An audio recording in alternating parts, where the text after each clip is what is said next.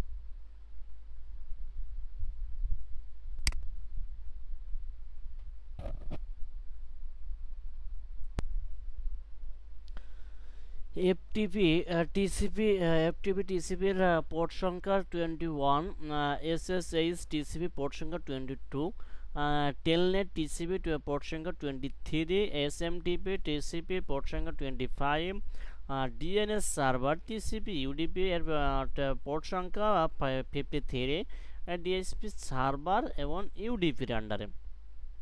So ইউডিপির আন্ডারে DSP সার্ভারের port সংখ্যা 67, ডিএসসিপি ক্লায়েন্ট ইউডিপির আন্ডারে এটাও পোর্ট সংখ্যা 68, এইচটিটিপি টিসিপির আন্ডারে 80 প্রোটোকল 80 পোর্ট সংখ্যা।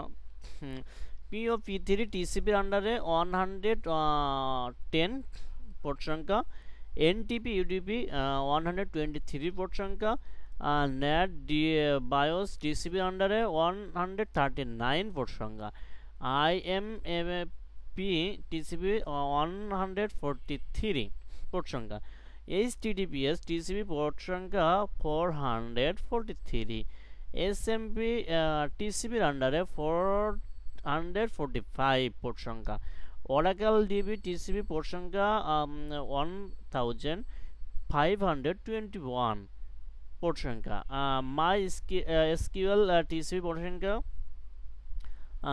3306 পোর্ট সংখ্যা, আরডিবি টিসিপি এর পোর্ট সংখ্যা কত? 3389, টিসিপি পোর্ট সংখ্যা 5432।